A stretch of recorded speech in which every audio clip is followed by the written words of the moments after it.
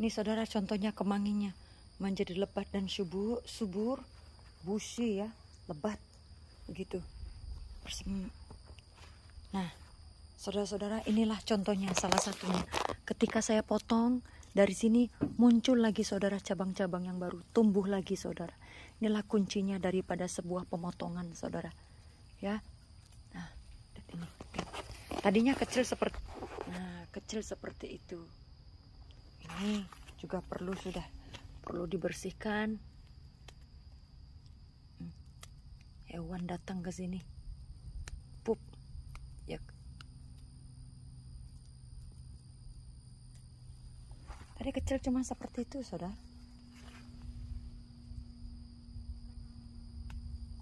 Cabai-cabai, aduh, hewan-hewan ini pup di sini, saudara.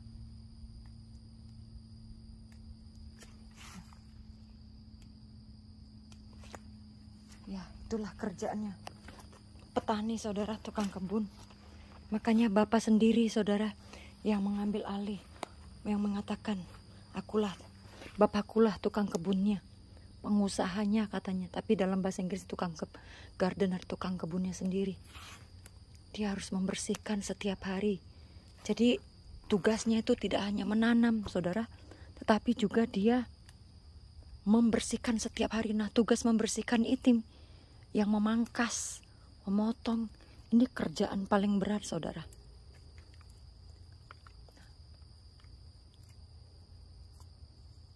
Lihat ini. Seperti inilah hidup kita. Kita dibersihkan tiap hari. Kadangkala kita tidak diizinkan Tuhan berkembang, bertumbuh, menghasilkan buah-buah kesuksesan dalam hidup. Ya, langsung begitu kita percaya kepada Tuhan atau begitu kita mengikut Tuhan. Kadangkala Tuhan katakan, stop dulu, belum waktunya engkau menghasilkan legasi gitu loh, kesuksesan dalam hidup kita, mungkin pelayanan yang besar atau mungkin bisnis yang besar, yang sukses gitu.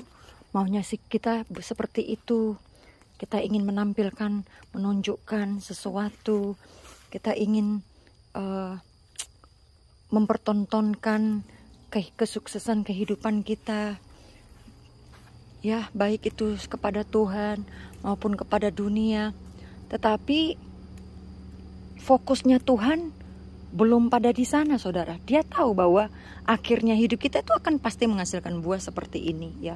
Biji-biji untuk bermultiplikasi, untuk berkembang, untuk berbuah-buah kepada jiwa-jiwa lagi gitu ya. Bermultiplikasi, bertumbuh di dalam hidup kita secara pertumbuhan penambahan gitu loh. Misalnya gitu, atau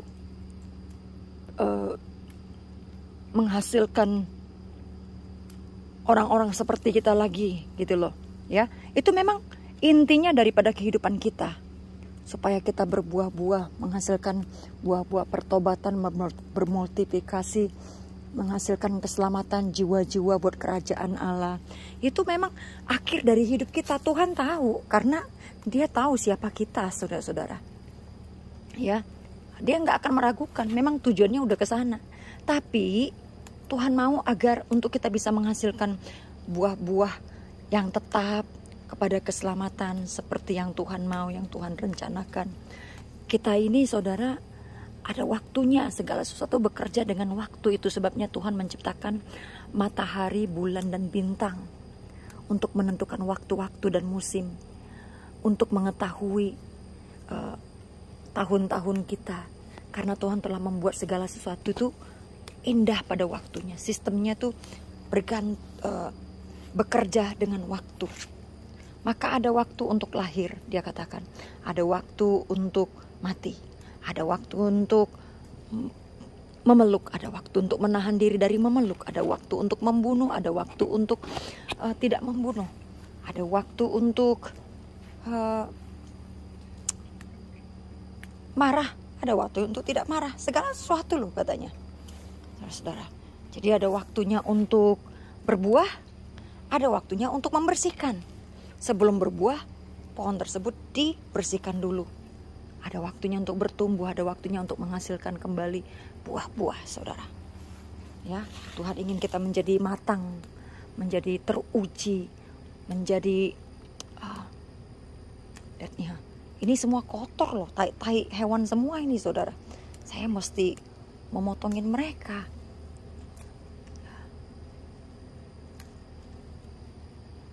Saya tidak suka ngelihat ya tai ini ada di sini, tai hewan ini. Tuhan harus membuang kotoran-kotoran dari dunia ini, dari dalam hidup kita. Dan ada harga yang harus dibayar. Karena apa? Itu harus dicabut dari kehidupan kita. Mungkin ada kotoran-kotoran dunia ini yang dituangkan dalam hidup kita. Mungkin saudara-saudara ya, pengaruh-pengaruh dari dunia ini. Mungkin kita benih-benih si iblis ditanamkan kepada kita, saudara-saudara. Kotoran-kotoran duniawi ini ditaruhkan seperti ini kepada hidup kita. Mungkin saudara-saudara, cara-cara duniawi, ya, cara-cara kehidupan duniawi yang diberikan kepada kita. Tuhan mau kita membuang semuanya itu, kotoran-kotoran dunia ini, saudara, yang akan akhirnya meracuni, menghisap kehidupan daripada kita dan kesehatan, dan menghambat pertumbuhan kita, dan membuat hidup kita itu tidak jadi indah di mata Tuhan. Tuhan tidak mau hidup kita ini bernoda, bercacat celah. Seperti ini kan bercacat celah nih, saudara, yang hitam-hitam ini ya. Nah, saya tidak suka. Saya maunya yang sempurna, bersih. Tumbuhan yang bersih, ranting yang bersih. Ada kalanya Tuhan harus mengatakan kepada kita, oke, waktumu belum tiba anakku. Kamu masih terus harus tinggal di dalam aku, menerima, menyerap kebenaran-kebenaranku. Tunggulah waktunya. Engkau mesti belajar bersabar, belajar menanti, belajar untuk bayar harga, belajar untuk bersabar. Ini kan mereka boleh dikata tuh bersabar. Waktu dicabut-cabutin mereka sakit rasanya, gitu ya saudara. Sakit, tapi mereka harus sabar, harus menahan penderitaan. Waktu dipotong, pencobaan, trials kehidupan yang Tuhan izinkan terjadi dalam kehidupan kita. Ya saudara, seperti ini Tuhan izinkan mungkin dicabut, saudara-saudara, kotoran-kotoran duniawi tadi itu, yaitu kotoran-kotoran mungkin kesombongan. Kita belum siap untuk menjadi orang yang rendah hati, maka Tuhan masih mencabut, membersihkan kotoran itu dari hidup kita. Supaya apa, saudara? Mungkin ranting-ranting keangkuhan tadi, ranting kesombongan, ranting amarah, saudara-saudara, ya, masih menempel dari dalam kehidupan kita, maka Tuhan harus mencabut. Sebab itu ranting-ranting mati, ranting-ranting yang tidak berguna. Dia akan menghambat pertumbuhan rohani kita dan pengenalan kita akan Kristus. Dan kotoran-kotoran ini, ya, nih, mungkin ini seperti mungkin tadi itu, kotoran-kotoran ketidaksabaran, kotoran-kotoran keangkuhan, kesombongan, supaya apa? Ranting-ranting kesabaran boleh muncul. Ya, dicabut keangkuhan supaya ranting kesabaran muncul. Nih, saudara. Tiap-tiap hari tugasnya Tuhan dalam hidup kita, Dia mengawasi pertumbuhan kita. Percis sekali, saudara. Dia mengawasi seperti tiap-tiap hari Tuhan berjalan-jalan di kebunnya, saudara ya. Tiap-tiap hari loh dikatakan, tiap-tiap sore. Artinya, padahal kan dikatakan tiap sore, berarti di situ apa? Ada matahari. Ya saudara, itu dunia. Itu saudara, itu di alam nyata. Ada Adam dan Hawa di sana. Jadi tiap-tiap hari Tuhan memperhatikan kehidupan kita, mengawasi kehidupan kita. Apakah kita sudah bertumbuh? Apakah kita sudah makin lebat? Apakah ada hama-hama yang memakanin kehidupan kita? Apakah ada kotoran-kotoran hama yang menempel dalam kehidupan kita? Apakah ada predator-predator yang sedang memakan, yang menekan, yang menindih kehidupan kita? Maka saudara, kita terus dibersihkan. Jadi saudara, proses pembersihan itu adalah sesuatu yang daripada Tuhan, sesuatu yang indah. Mungkin rumah tangga kita lagi dibersihkan dari kotoran-kotorannya, dari ranting-ranting yang mati, saudara-saudara. Ya, dibersihkan sama Tuhan. Mungkin keibuan kita, ya sebagai orang tua, keorangtuaan kita, sebagai dalam memelihara anak-anak kita, ada ranting-ranting yang mati, maka dibersihkan Tuhan. Lihat saudara, sekarang pohon ini dilihat lebih bersih. Tidak ada lagi tadi kotoran-kotoran yang hitam-hitam tadi yang melekat. Aduh, gemes saya ngeliatnya, jijik gitu loh saudara. Ya, noda, karena itu noda. Nah, sama halnya dengan hidup kita. Seperti inilah saudara-saudara. Tuhan mengasihi kita. Dia peduli akan kita. Kalau saya sebagai manusia begitu peduli akan kesehatan, pertumbuhan daripada dan perlindungan daripada tanaman-tanaman saya dari predator-predator, apalagi Bapa kita di surga, Tuhan kita yang baik. Saudara, dia akan memelihara kehidupan kita, memastikan kita terjaga, memastikan kita tumbuh subur, memastikan kita terpelihara. Sehingga saudara, kita tampak indah di mata Tuhan, tidak bercacat celah.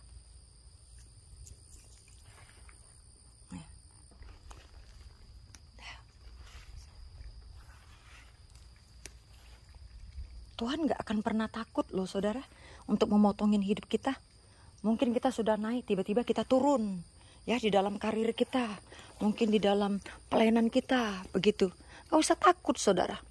Ingatlah, dia adalah sang tukang kebun kita yang sejati. Yang peduli, maha peduli.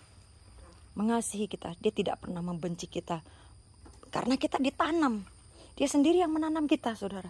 Gak mungkin dia membuang kita. Dia menginginkan hidup kita berbuah-buah bagi kerajaannya dan menyenangkan hati Tuhan. Haleluya. Ini saudara. Saudara-saudara, kali ini saya ingin membagikan firman Tuhan tentang pemotongan. Kenapa pemotongan harus dilakukan di dalam hidup kita, atau pertama-tama di dalam tanaman, ya, di dalam sebuah tanaman atau pohon. Kenapa harus dilakukan pemotongan? Tentunya di balik segala sesuatu ada rencana Tuhan, ada maksud Tuhan, ada sistem Tuhan yang sedang bekerja, dan Tuhan biasanya berbicara kepada kita melalui ciptaan alam, ciptaan Tuhan yang ada di sekitar kita. Makanya bumi ini penuh dengan pengetahuan akan Tuhan. Tidak ada satu orang, Alkitab berkata tidak ada satupun yang bisa mengelak atau yang bisa mendinai atau menyangkal bahwa Tuhan itu ada, gitu ya saudara-saudara, bahwa Tuhan yang menyangkal tidak ada satu orang manusia pun di dunia ini yang bisa menyangkali akan kehadiran Tuhan, saudara-saudara, karena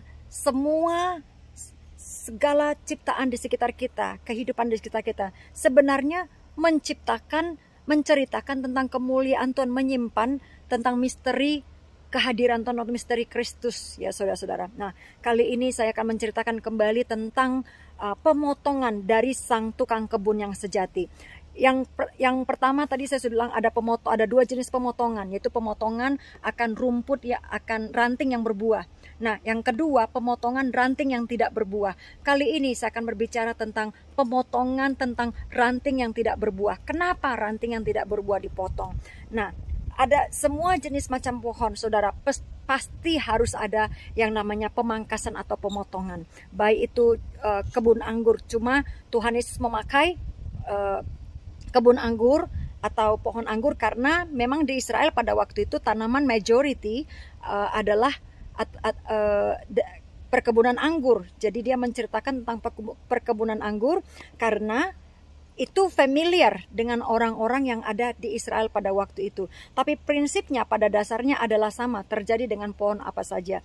Baik itu pohon timun yang ada di yang kemarin baru saya potongin ya. Nah sekarang buah-buahnya, bunga-bunganya ada akses untuk para bees atau lebah-lebah untuk masuk sehingga mempolinisasi berbagai macam bunga-bunga yang ada di sana. Nah, kali ini saya memberikan contoh dari sebuah tanaman zucchini atau squash, yellow squash. Ini sebenarnya sejenis tanaman sayur yang bentuknya seperti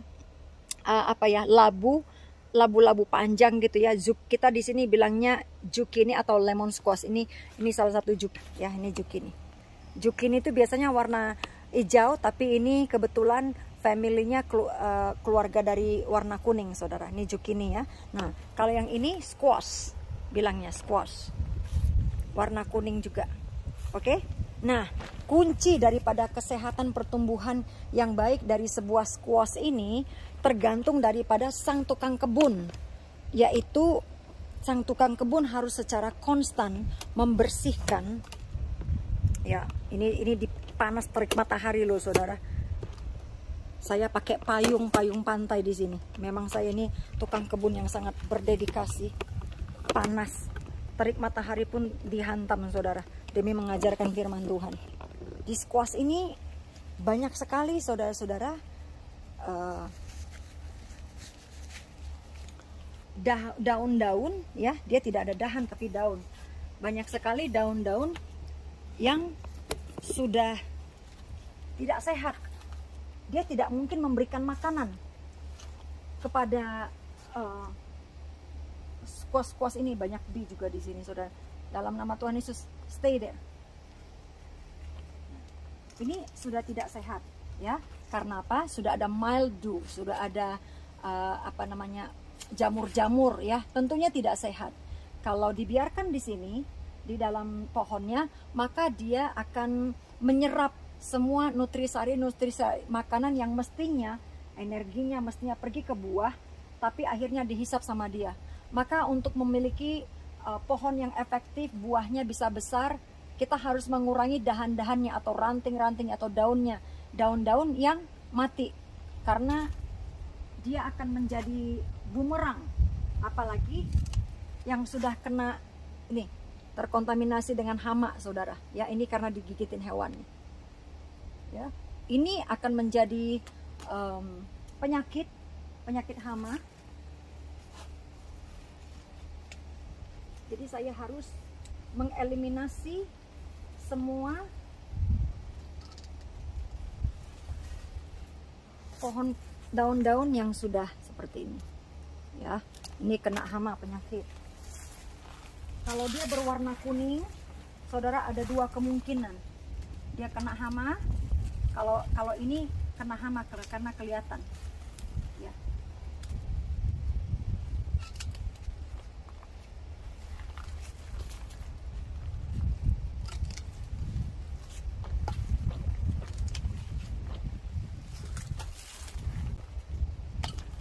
Ini kalau sudah kuning-kuning begini, berarti sudah tidak sehat lagi, saudara. Karena kalau daun-daun ini menyimpan energi yang bagus, dia pasti warna hijau. Tapi kalau sudah kuning begini, ibarat kata dia sudah aus, gak ada gunanya. Ya, kalau dibiarin hidup, dia hanya akan malah menjadi beban. Ya, menjadi seperti benalu.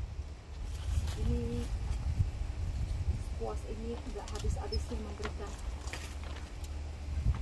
buahnya, saudara. Very generous, banyak sekali. Tapi saya juga harus merawat mereka dengan baik kalau mau menjaga kelangsungan hidupnya. They very demanding high care. Ini rusak ya, akibat mungkin tertutup dengan daun tadi, terkontaminasi. Ini akibatnya. Kalau kita membiarkan ranting-ranting yang mati, dahan-dahan, daun-daun yang sudah rusak tinggal di sana, maka dia akan mengkontaminasi buahnya, rusak, saudara-saudara. Saya karena saking sibuknya akhir-akhir ini, saya tidak banyak waktu untuk mangkas daun-daunnya ini, jadi mereka terlalu lebat, jadi keburu melambung cepat pertumbuhannya saudara, tanpa saya bisa kontrol gitu ya. Nah, pada waktu saya potongin mereka, sebelumnya penuh dengan perhatian begitu. Ini squash ini subur, nggak ada penyakitnya. Tapi begitu saya mulai tidak begitu memberikan perhatian yang cekatan, mulailah saudara musuh mulai datang tiba-tiba ya, digigit nih seperti ini, mulai menggerogotin dahan-dahannya. Mesti perlu saya akan kasih nanti apa namanya, kunyit, bubuk kunyit untuk menjaga lukanya supaya sembuh dari bekas gigitan si hama.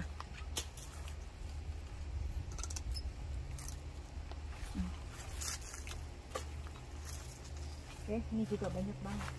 Makanya saya sampai bela-belain saudara, panas-panas saya harus keluar sebelum dia betul-betul merusak semua tanaman ini.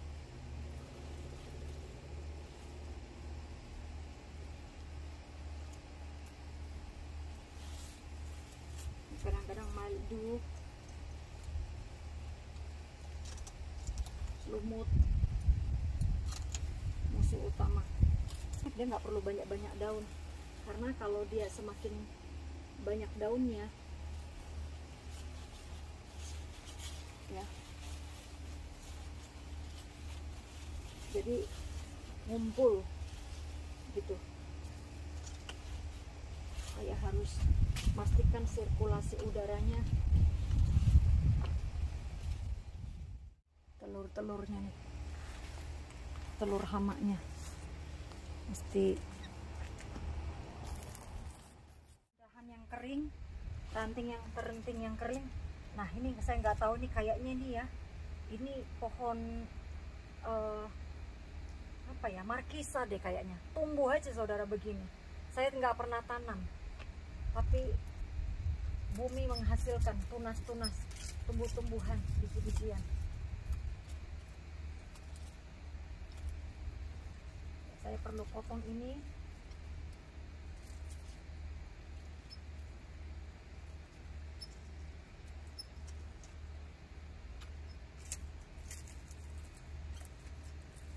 Ini kayaknya siap dituai ini.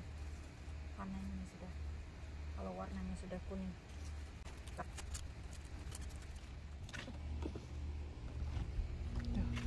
Sekarang kita akan melihat bagaimana ranting-ranting yang kering dalam sebuah pohon tomat itu harus digunting atau harus dipotong, karena dia akan menjadi beban dan akan menjadi bumerang dan menghisap semua nutrisi yang ada dari batang pohon, saudara-saudara ya. Yuk kita lihat. Ini semua daun-daun kering ya, ranting-ranting yang tidak berbuah.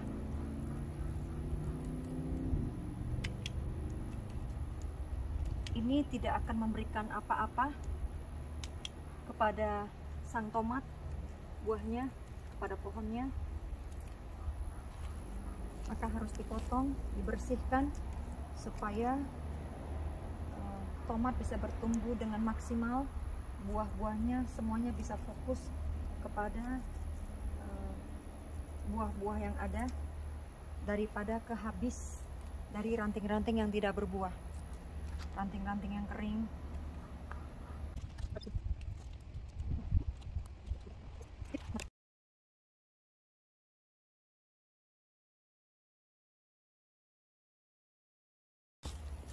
Jadi pekerjaan yang paling berat itu sebenarnya saudara justru perawatan ya.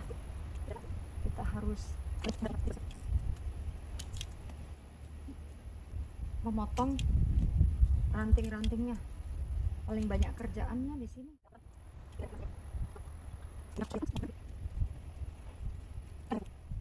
Lihat ini cabai-cabai saya. Wow, dia kembali hidup sehat. Daun-daun yang baru muncul, bertumbuh. Saudara tahu tadi daun-daunnya hampir semuanya mengalami kerusakan hama.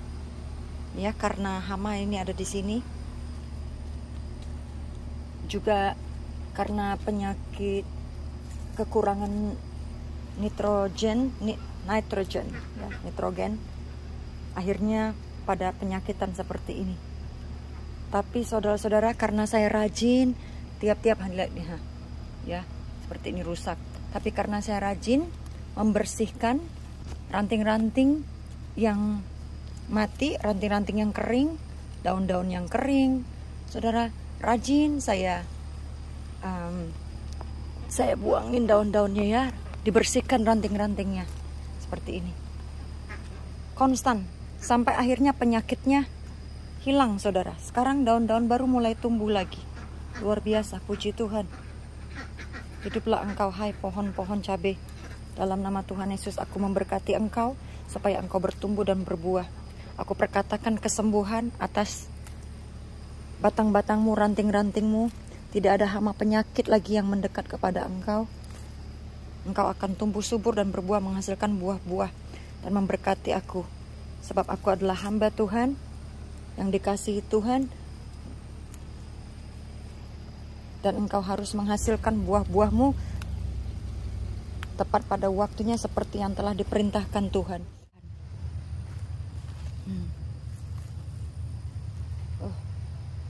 Lihat nih predator-predatornya, saudara. Seperti ini. Saya harus membunuh mereka, mengusir mereka. Ya, demikianlah saudara, praktek dan melihat secara langsung di dalam proses pemotongan, pembersihan ranting-ranting yang tidak berbuah di dalam kehidupan kita. Kita sudah melihat langsung efeknya, impactnya, kenapa, why, begitu ya. Jadi kita tahu bahwa semua proses pemotongan di dalam hidup kita berasal daripada sang gardener, sang tukang kebun kita yang sejati, yaitu Bapa kita di sorga. Dan itu semuanya dilakukan di dalam hidup kita demi kebaikan kita, supaya kita hidup sehat, supaya kita bisa menghasilkan buah-buah bagi kerajaan Allah, yang finally pada akhirnya kita menghasilkan buah-buah kekekalan, buah-buah keselamatan kita. Kehidupan kita bermultiplikasi, menghasilkan keturunan-keturunan ilahi, menghasilkan jiwa-jiwa yang takut akan Tuhan, jiwa-jiwa yang percaya kepada Tuhan, saudara-saudara. Ya, nah, firman Tuhan berkata bahkan di dalam 1 Timotius 3, ya, saya sekarang ini bernaung di bawah payung biru, saudara, bukan payung hitam seperti lagu yang hujan turun lagi, di bawah payung hitam ku berlindung, saudara. Tapi ini kebalikannya, di bawah payung biru aku berlindung, saudara, dari terik matahari, bukan dari hujan. Oke, saudara, panas sekali saat ini, tapi ya tidak apa-apa. Saya sebelum ke gereja, saya ingin meluangkan waktu untuk berbagi kepada saudara-saudara. Tiap-tiap hari ketika saya berkebun, saya rasanya ingin cerita sesuatu. Aduh, cuma kadang-kadang begitu saya bangun kan belum cuci muka, belum bersolek gitu ya, saudara. Kayaknya nggak lucu gitu loh, bikin video dengan taik mata, dengan nggak indah dipandang mata lah gitu, kira-kira begitu ya, saudara-saudari ya. Nah, oke, kan ini kebetulan saya mau ke gereja, jadi sudah bersolek dulu, makanya saya bisa berhenti sebentar di kebun sambil membuat video. Ya, saudara-saudara. Oke, saudara-saudara. Nah, di dalam 1 Timotius 3 dikatakan gini, syarat-syarat bagi pemilik jemaat. Benarlah perkataan ini, orang yang menghendaki jabatan, penilik jemaat, menginginkan pekerjaan yang indah. Karena itu penilik jemaat haruslah seorang yang tak bercacat celah, suami dari satu istri, dapat menahan diri, bijaksana, sopan, suka memberi tumpangan, cakap mengajar orang, bukan peminum, bukan pemarah, melainkan peramah, pendamai, bukan hamba uang, seorang kepala keluarga yang baik, disegani dan dihormati oleh anak-anaknya.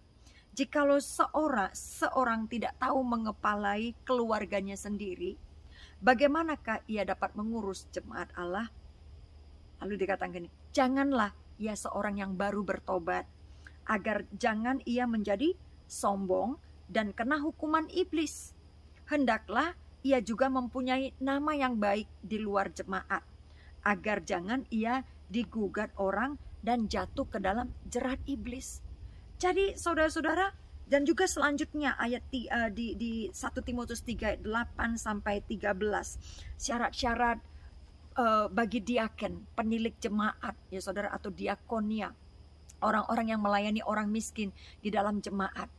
Nah, firman Tuhan berkata melalui Paulus kepada Timotius, anak rohaninya, saudara. Dia katakan begini, jangan, kalau kamu mau memilih para pelayan-pelayan Tuhan, apalagi pemimpin-pemimpin di dalam jemaat, jangan asal sembarang pilih. Jangan asal sembarang tumpangin tangan, karena dikatakan gini di dalam 1 Timotius 5:22-nya, janganlah engkau terburu-buru menumpangkan tangan atas seseorang, dan janganlah terbawa-bawa ke dalam dosa orang lain. Jagalah kemurnian dirimu. Jadi firman Tuhan mengajarkan kepada kita agar kita jangan terlalu cepat merilis orang ke dalam panggilannya, padahal mereka belum teruji apakah mereka menjadi pemimpin yang baik dalam rumah tangga, ibu, suami, istri yang baik, suami istri yang takut akan Tuhan, suami istri yang tunduk satu dengan yang lain, yang menghormati satu dengan yang lain. Apakah mereka adalah seorang yang jujur, tidak cinta uang, apakah mereka adalah seorang yang hidup kudus, apakah mereka seorang yang hospitable, atau orang yang suka memberi tumpangan, ataukah mereka seorang yang tidak pemarah, apakah mereka seorang yang tidak serakah. Ya, Tuhan telah memberikan karakter-karakter ilahi yang harus dimiliki oleh seorang penilik jemaat atau seorang pemimpin atau pelayan Tuhan di dalam gereja.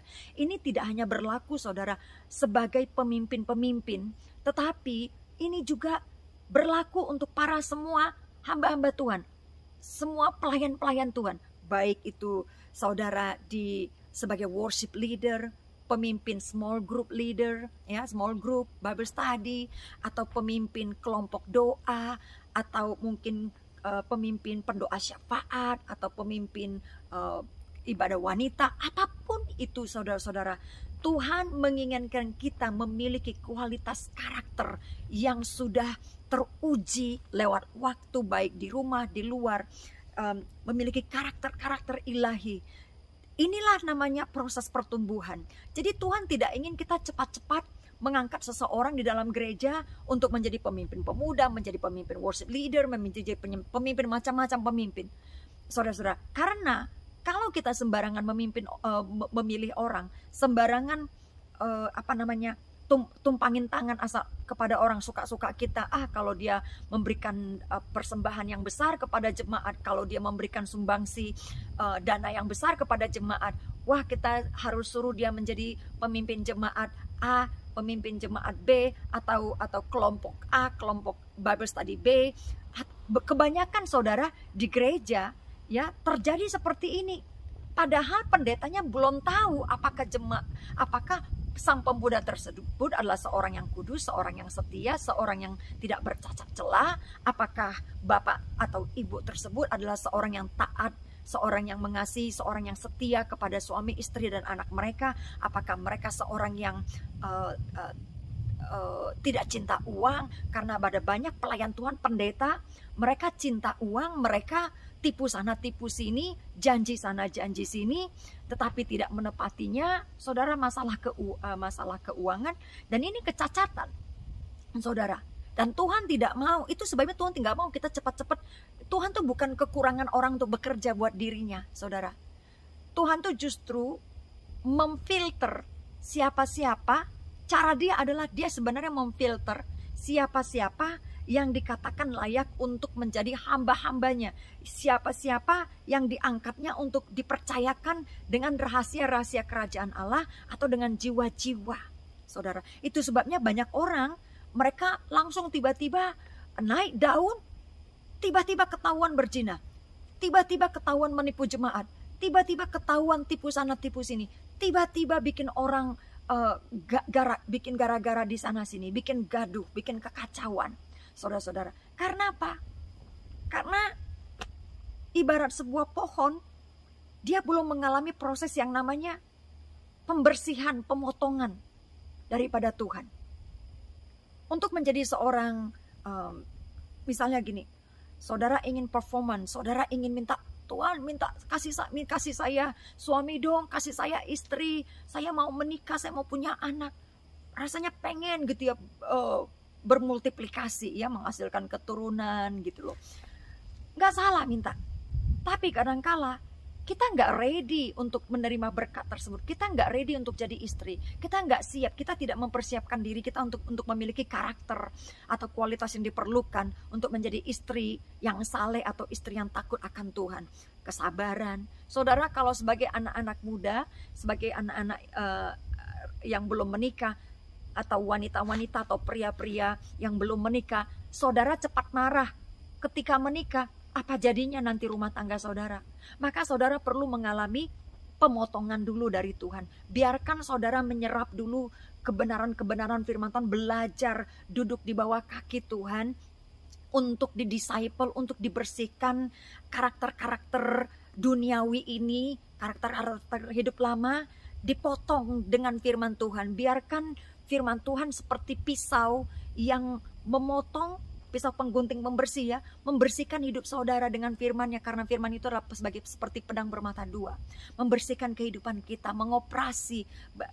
Saya pakai pisau untuk mengoperasi saudara, batang squash atau labu saya yang kuning-kuning, labu kuning saya saudara, karena di batangnya itu masuk ulat yang besar saudara di batangnya. Nah, kalau saya biarkan, saya tidak periksain, saya tidak buang ulat itu, maka dia akan terus menggergoti dari dalam. Sampai akhirnya buah-buah yang mau datang pun akhirnya saudara rusak. Karena tidak cukup menyerap energi makanan dari batang tersebut. Karena apa? Di tengah-tengah batangnya sudah terkontaminasi dengan ulat-ulat ini saudara-saudara, bercarang di dalamnya. Jadi saya harus membelah bagian daripada batang daripada labu tersebut, squash atau zucchini tersebut, dan saya harus korek sampai ke dalam pakai pisau. Saya korek saudara, saya bersihkan pakai pisau, lalu disiram pakai air, lalu saya kasih saudara-saudara penyembuhnya, yaitu saya dapat hikmat dari Tuhan, obatnya yaitu turmeric atau kunyit ya, kunyit tepung kunyit tepung ya, tepung kunyit saya bikin jadi paste, saya masukkan ke dalam, lalu saya balut saudara, saya balut dengan tape, sama seperti dulu tomat saya terbelah dua, terpotong, tapi belum sampai patah betul ya, belum patah, jadi batangnya doang yang patah, kulitnya belum ikut terpotong, terpatah semuanya. Jadi saya pikir, wah mungkin apa ya saya bikin? Kunyit, karena kunyit itu mengandung healing property, mengandung unsur penyembuh begitu ya. Tuhan sudah memberikan tumbuh-tumbuhan di dalam dunia ini untuk menyembuhkan dunia itu sendiri, saudara-saudara, menyembuhkan tumbuh-tumbuhan atau kehidupan di sekitar kita.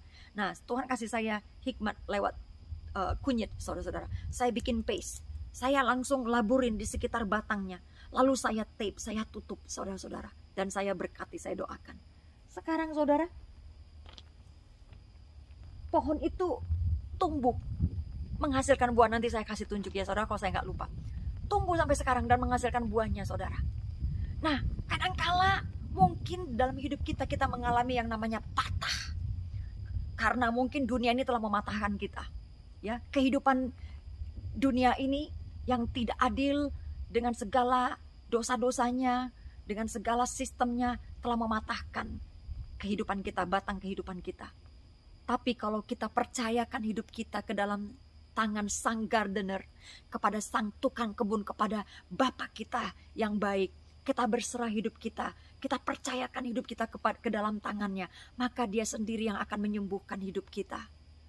Kadangkala Tuhan izinkan patah pemotongan terjadi dalam hidup kita.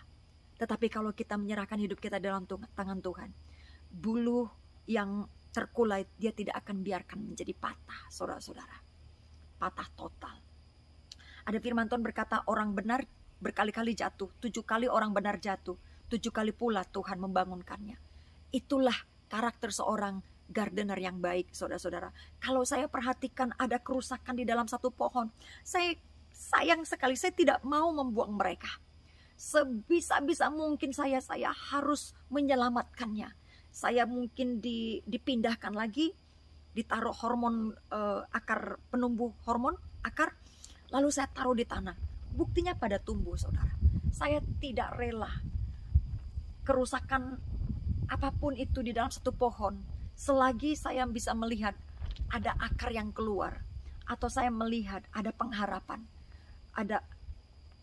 maka saya tidak ingin membuang pohon tersebut. Saya tidak berani mencabutnya atau mematahkan, kecuali udah betul-betul total dari bawah, benar-benar dari akarnya sudah betul-betul rusak total. Tidak ada harapan lagi, tidak ada tanda-tanda kehidupan, baru saya buang, saudara. Demikian juga hidup kita. Kita diciptakan serupa dengan segambar dengan Allah. Dan apapun itu kerusakan dalam hidup kita, bagaimanapun ulat-ulat dunia ini menggerogoti dalam hidup kita, tetapi karena kita diciptakan dari semula dengan maksud tujuan untuk menggenapi rencana Tuhan dalam hidup kita. Karena Tuhan tidak pernah melakukan suatu hal yang sia-sia. Tuhan benci dengan kesia-siaan. Segala sesuatu yang Tuhan kerjakan adalah hidup dan memiliki tujuan dan berarti. Jadi kalau Tuhan menciptakan saudara dan saya, seburuk-buruk apapun kita, secacat-cacatnya hidup kita, sehebat-hebatnya musuh dunia ini menggerogoti dari dalam hidup kita, Tuhan akan terus berusaha untuk mengoperasi hidup kita. Kalau dia harus operasi hidup kita, dan dia harus melakukan operasi besar di dalam hidup kita, supaya mungkin dia harus mematahkan cabang-cabang yang mati dalam hidup kita. Mungkin dia harus mematahkan daun-daun yang terkontaminasi dalam hidup kita. Bahkan kadangkala perkawinan pun Tuhan izinkan harus dipotong dari dalam kehidupan kita. Kadangkala Tuhan izinkan rumah tangga itu patah, saudara, terpisah satu dengan yang lain. Tapi bukan berarti Tuhan ingin melemparkan kita. Bukan berarti kalau kita mungkin mengalami kegagalan di dalam rumah tangga, lalu suami pergi, tinggallah kita sendiri, perceraian terjadi, apapun itu, saudara, yang membuat rumah tangga kita patah, saudara, atau dari dalam itu ada ulat-ulat yang menggerogoti dari dalam rumah tangga tersebut.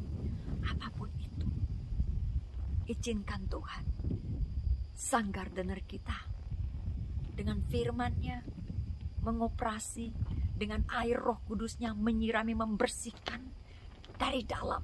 Saya ambil air tadi setelah dioperasi separuh, ya saudara, batangnya itu, lalu saya siram dengan air semua nanah-nanah semua itu, kayak nanah-nanahnya gitu loh, saudara, kayak telur-telurnya gitu ya, telur-telur daripada ulat-ulat tersebut, tai-tai daripada ular tersebut, saya siramin, saudara. Saya pakai dengan air, saudara. Gemes deh waktu ngerjainnya. Nah, karena saya ingin sekali, saudara, menyelamatkan tanaman-tanaman saya. Demikian halnya sang gardener kita. Ketika Tuhan melihat musuhnya menggerogoti hidup kita, padahal Tuhan sudah punya rencana buat hidup kita untuk menjadi penginjil, menjadi misionaris, menjadi pengusaha yang berhati misi, atau menjadi dokter yang berhati misi. Apapun itu, saudara, Tuhan tuh dengan passion yang kuat sekali, dengan Roh Kudus-Nya dia sirami kita, saudara-saudara. Makanya saudara-saudara, kita perlu Roh Kudus. Karena Roh Kudus itu akan membersihkan hidup kita. Kalau kita tanaman, maka kita perlu air Roh Kudus membersihkan hidup kita. Kalau kita tanaman, maka kita perlu tumorik ya, apa tuh namanya, ini kunyit penyembuh daripada Tuhan. Mungkin ini adalah kunyit ini, mungkin saudara-saudara adalah perkataan yang positif dari orang lain, encouraging word, atau perkataan yang menguatkan dari orang lain yang Tuhan kirim dalam hidup saya, dalam hidup saudara, yang kita perlukan pada saat itu, karena kita sedang terinfeksi, terkontaminasi dari kotoran-kotoran dunia ini. Kita menjadi terluka, kita menjadi lemah, kita menjadi tidak efektif buat kerajaan Allah. Saya masih ingat betul ketika saya di sekolah Alkitab, saya patah hati, saudara. Saya mau bunuh diri. Saya pikir hidup saya akan berakhir. Tidak ada orang lagi akan mengasihi saya. Karena saya ingat orang tuh, mama saya waktu saya dibesarkan, ya, selalu mengatakan perkataan-perkataan yang negatif dalam hidup saya. Kamu jelek, kamu buruk, kamu bau. Semua saudara, perkataan-perkataan negatif saya terima. Dan itu membuat saya hancur. Hidup saya menjadi tidak bertumbuh dengan sehat. Saya menjadi orang yang tidak percaya diri, tidak pede. Saya takut melihat orang, saya tidak bisa bicara. Saya paralyzed, lumpuh. Mungkin 75% dari dalam hidup saya, saudara, lumpuh. Rohani saya lumpuh total, saudara. Mungkin 99% koma something, begitu. Tetapi selumpuh-lumpuhnya, sepatah-patahnya saya masih ingat, saudara, saya mau bunuh diri waktu saya dipatah hati oleh mantan pacar saya. Dan saudara, saya hampir mau bunuh diri. Karena roh bunuh diri ini, saudara, itu mencokol mulai dari kecil. Saudara, bercokol di dalam pikiran saya. I'm worthless, saya tidak berarti. Ini adalah kotoran dunia ini. Seperti saudara tadi lihat, ya, predator-predator, hewan-hewan yang menaruhkan kotorannya pup di sana. Setelah dia makan, dia taruh kotoran-kotorannya di daun-daun tersebut. Akhirnya daun-daun itu, pohon itu dilihat tidak indah karena banyak cacat, banyak bintik-bintik hitam di sana sini. Bukankah Tuhan mengatakan bahwa aku menginginkan gerejaku tidak bercacat celah? Dia ingin tumbuhan, daun-daun kita hijau, tanda-tanda kehidupan, bukan tanda yang kuning-kuning, tanda-tanda kering, kurang nutrien, kurang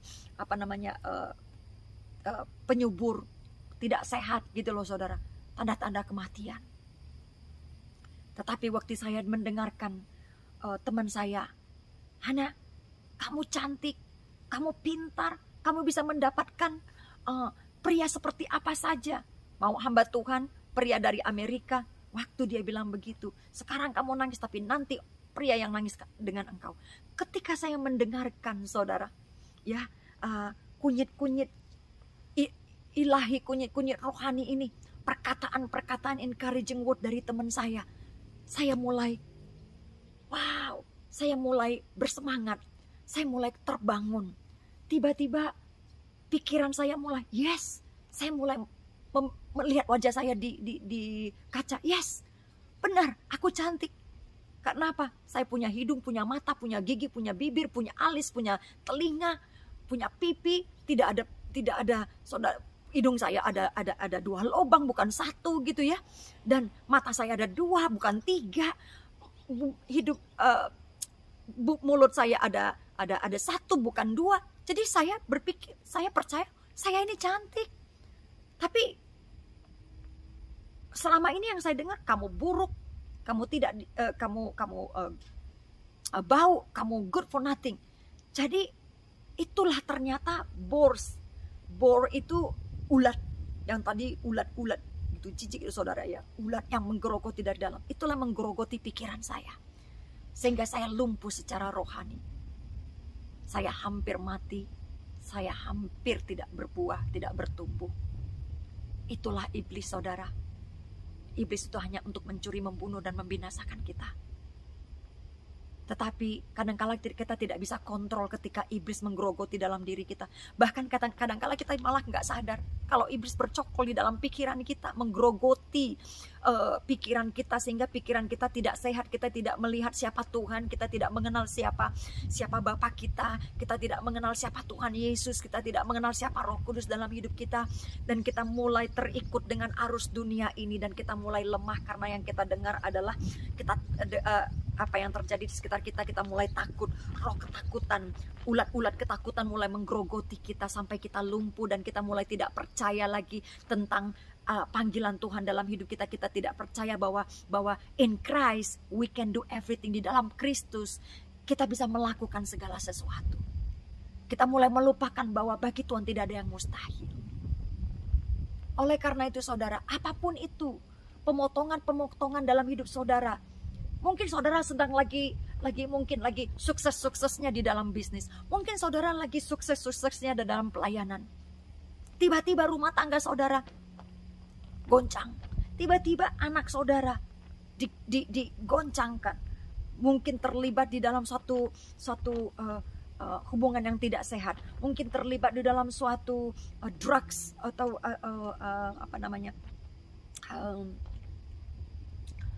kecanduan gitu loh saudara-saudara, atau tindakan-tindakan yang tidak berkenan di hadapan Tuhan. Kita sebagai orang tua mulai goncang, dan kita mulai tidak pede. Banyak hamba Tuhan saudara, ya, di mana anak-anaknya seperti Rick Warren, anaknya mati bunuh diri. Seperti anaknya Oral Robert, anaknya mati kecelakaan. Dan saya punya teman saudara-saudara, baru ini begitu saudara, kakak rohani saya sebelumnya saudara, di satu gereja pada waktu saya masih muda. Saya baru tahu, baru dapat kabar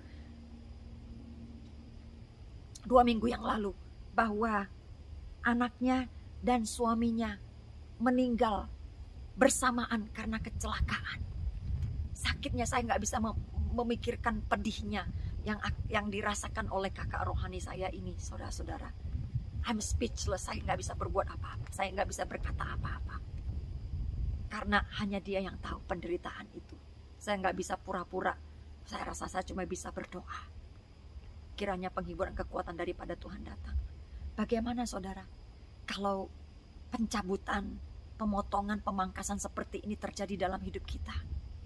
Tuhan mengambil anak kita, Tuhan mengambil suami kita, Tuhan memotong usaha kita, Tuhan memotong pelayanan kita. Saudara-saudara, percayalah kepada Tuhan. Saya merinding ya sekarang ini. Apapun penderitaan, pemotongan penderitaan yang kau alami saat ini oleh karena pemotongan terjadi dalam hidupmu, saya mau katakan, teguhkanlah hatimu, kuatkanlah hatimu. Berdiam dirilah, tinggallah tenang dalam hadirat Tuhan. Mengucap syukurlah di dalam segala hal. Berserahlah kepada Tuhan, Sang tukang kebunmu yang sejati, Bapamu yang sejati, Bapamu yang baik. Dia peduli akan hidupmu, Dia peduli akan keluargamu, Dia peduli akan pertumbuhan hidupmu. Dan kalau engkau berserah kepada Tuhan sepenuhnya, total, apapun yang terjadi Tuhan dalam hidupku, terjadilah sesuai dengan kehendak-Mu Tuhan. Ketika Tuhan memotong hidupmu, jangan berontak. Izinkan Dia membersihkan, seperti tadi tangan saya, sang tukang kebun. Pohon-pohon itu mungkin kalau dia bisa bicara, ouch, ouch, waktu saya memetikin bunga-bunganya gitu ya, mungkin kesannya, sepertinya mungkin bagi mereka saya terkesan kejam. Tapi saudara, tanpa mereka sadari, ternyata dari hasil pemotongan itu muncul cabang-cabang yang baru. Apa yang kau alami kini mungkin tak dapat engkau mengerti. Satu hal yang engkau pahami, indah semua yang Tuhan beri. Tangan Tuhan sedang memangkas suatu hari yang agung mulia, saatnya kan tiba nanti. Kau lihat pelangi kasih-Nya. Suatu saat engkau akan melihat pelangi kasih Tuhan di dalam penderitaanmu, di dalam kesedihanmu, di dalam kebangkrutanmu, di dalam kedukaanmu. Engkau akan melihat pelangi kasih Tuhan. Engkau akan melihat rencana Tuhan adalah rencana yang terbaik. Rancangan Tuhan adalah rancangan yang terbaik. Amin, saudara-saudara. Jadi saudara-saudara, pemotongan ini adalah sesuatu yang luar biasa daripada Tuhan. Jadi kalau Tuhan potong hidup kita, kita mau maju nih dalam pelayanan. Tapi sepertinya ada tekanan, sepertinya ada hambatan.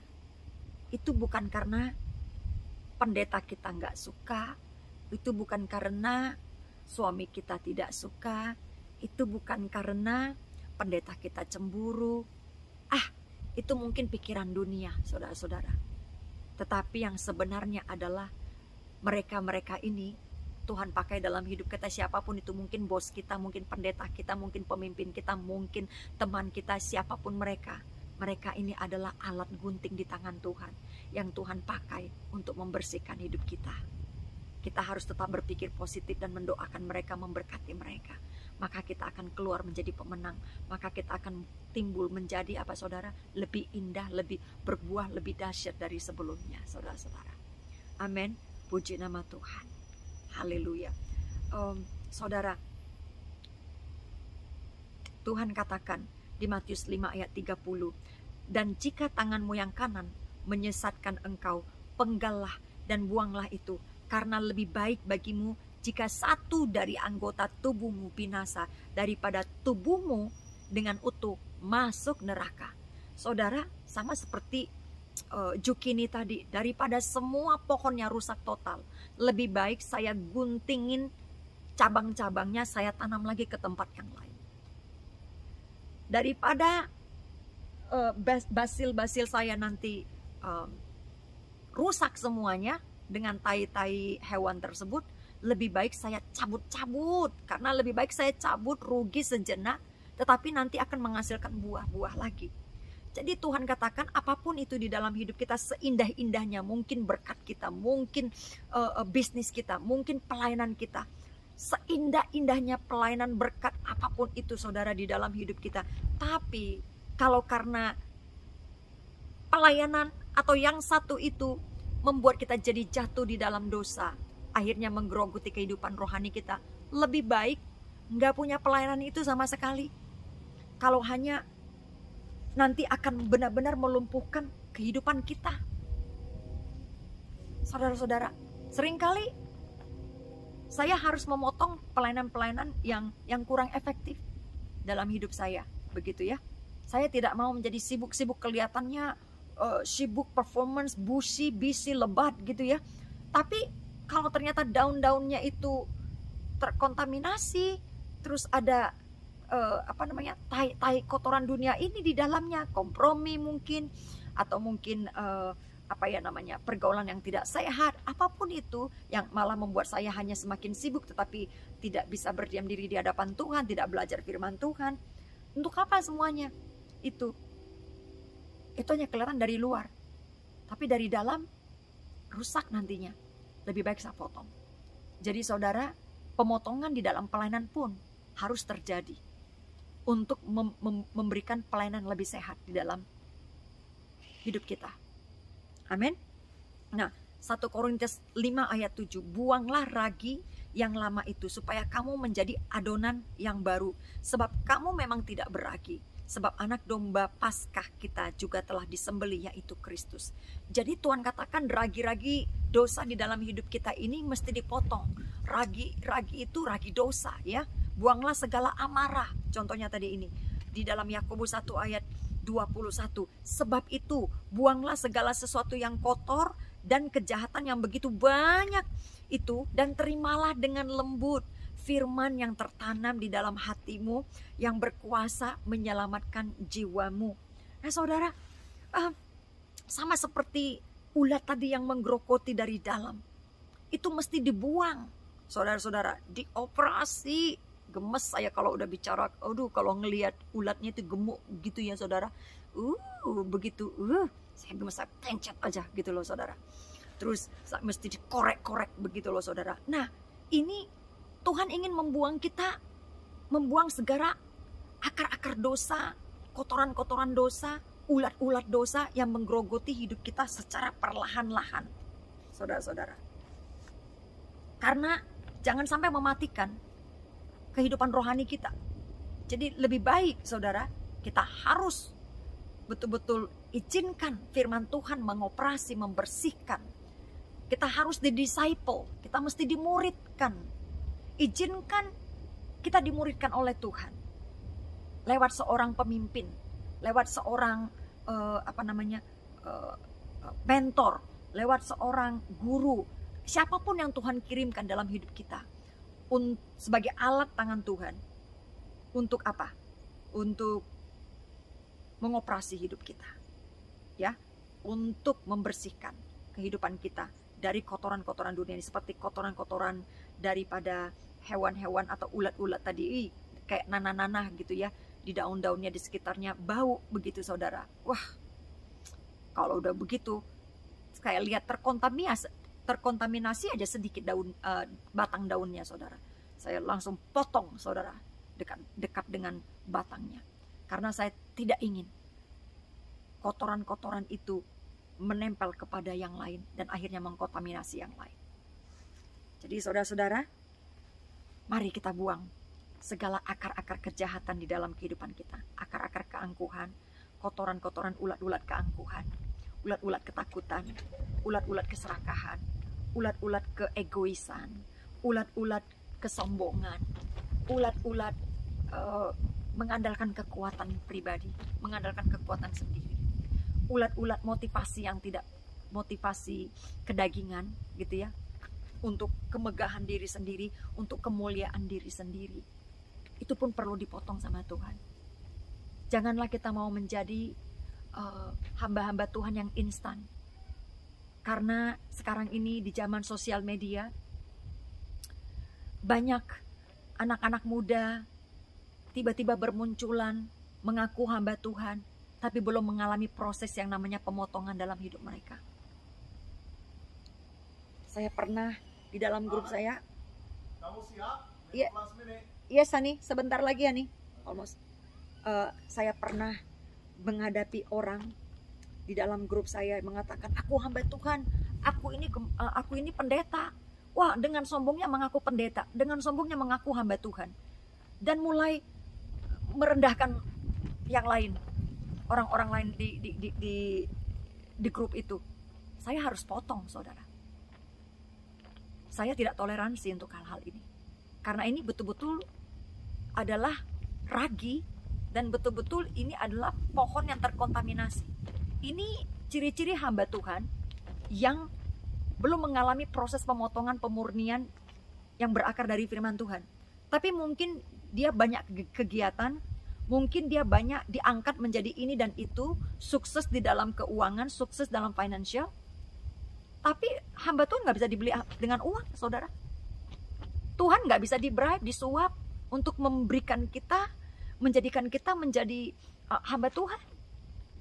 Hamba Tuhan yang sejati, yang di dalam tangan Tuhan adalah mereka harus melewati proses pemotongan. Mulai dari mereka ditanam, lahir, pemurnian, dipotong sana-sini, baru saudara-saudara, dia menghasilkan buah-buah.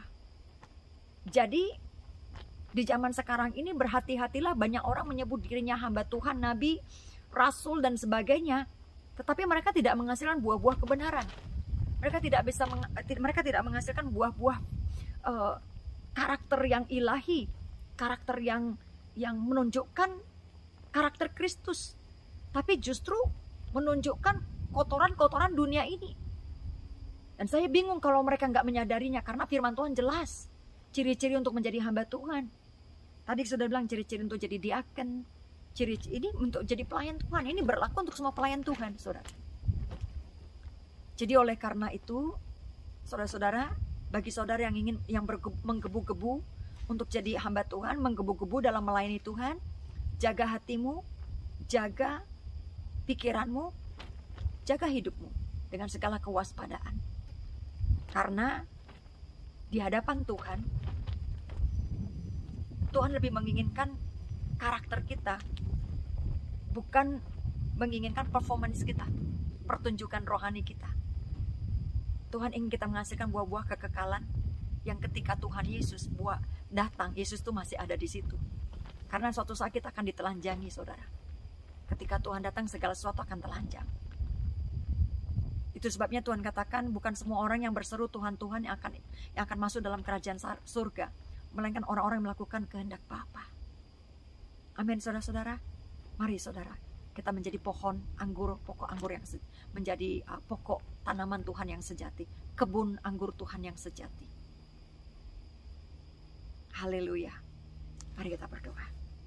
Bapa di surga, terima kasih Tuhan untuk kebaikan-Mu, terima kasih untuk firman-Mu. Tuhan, inilah hidup kami mau dipakai di dalam tangan Tuhan. Inilah hidup kami mau menyerahkan hidup kami seperti Tuhan. Jadikan kami menjadi tanaman di ladang Tuhan. Jadikan kami menjadi pokok-pokok anggur Tuhan di ladang-Mu ya Tuhan.